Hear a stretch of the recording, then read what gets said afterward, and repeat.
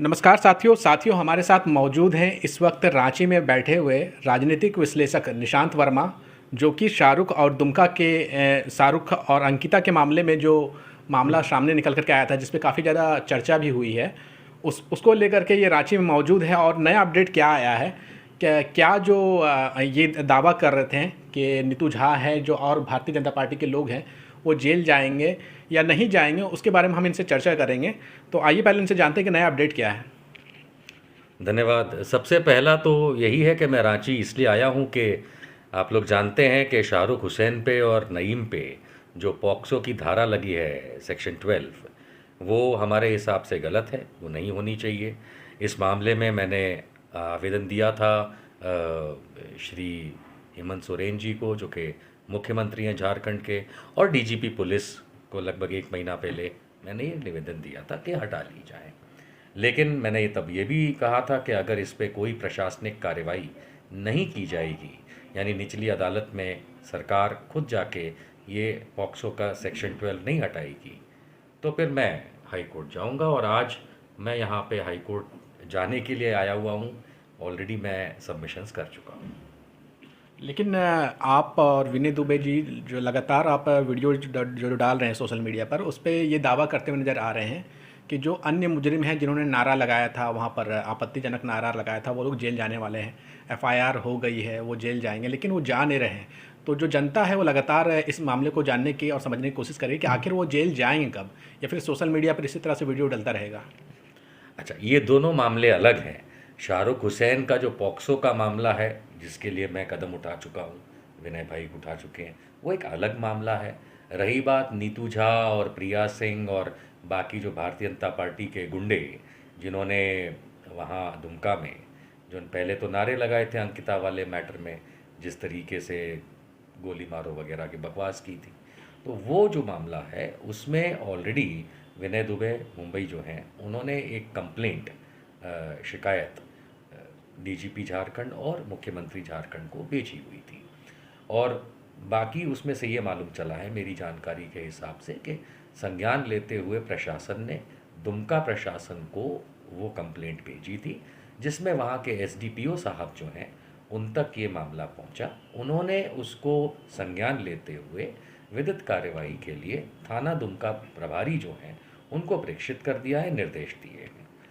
मेरी इतनी ही जानकारी है। उस पे थाना प्रभारी क्या एक्शन लेते हैं, कब कपिल मिश्रा हो, मनोज तिवारी हो, नीतू झा, प्रिया सिंह और बाकी जितने वो गुंडागर्दी कर रहे थे नारे लगा के देश विरोधी, उनको कब अरेस्ट करते हैं, कब क्या करते हैं, तो पुलिस का काम है। लेकिन हाँ, क्योंकि मेरी अभी हाल की जानकारी है कि थाना दुमका के अंदर निर्देश दिए जा चुके हैं, तो कुछ एक दिन में मालूम चलेगा कि एसपी साहब वहाँ के क्या आदेश देते हैं अरेस्ट करने के।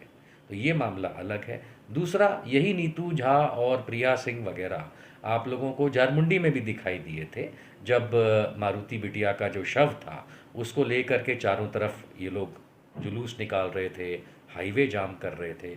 उसमें जरमुंडी के जो सीओ साहब हैं, सर्किल ऑफिसर, उन्होंने ही फौजदारी मुकदमा दर्ज कराया है।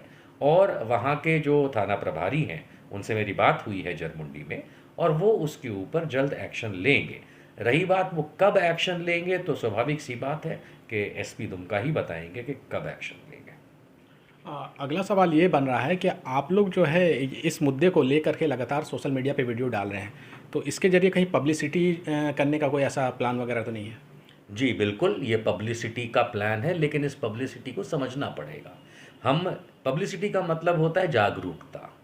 तो हम विनय दुबे हों, निशांत वर्मा हों, हम ये जागरूकता लोगों तक फैला रहे हैं, पहुंचा रहे हैं कि कैसे शाहरुख हुसैन और अंकिता मैटर में कहाँ प्रशासनिक गड़बड़ियाँ हैं जो इवन केस के अंदर दिख रही हैं, कहाँ कहाँ संजीव कुमार सिंह ने गलतियाँ की हैं या ब्लंडर किए हैं जो केस में दिख रहे हैं।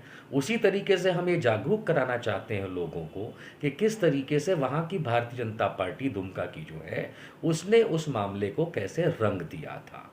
तो ये बिल्कुल पब्लिसिटी हम चाहते हैं कि लोगों तक ये बातें भी पहुँचें।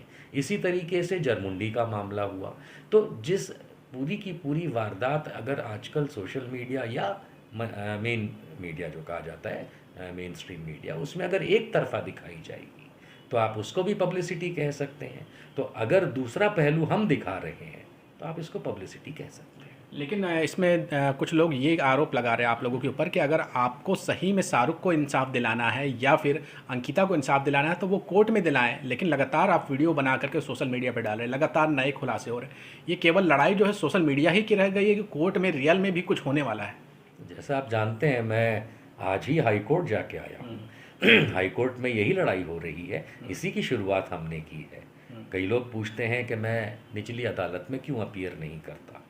देखिए, मैं बताना चाहूँगा कि जो स्पेशल पॉक्सो कोर्ट है, यानी कि जो सेशंस कोर्ट है, वहाँ पे चार्ज जो फ्रेम किए गए हैं उसको मैं पूरी तरह से सही नहीं मानता। और उसी जो पॉक्सो के चार्ज जो तय किए गए हैं उनको हटवाने के लिए मैं बड़ी अदालत यानी कि उच्च न्यायालय में हूँ। इससे पहले मैंने प्रशासन को भी सावचेत किया था और मैंने अपने मेमो दिए थे।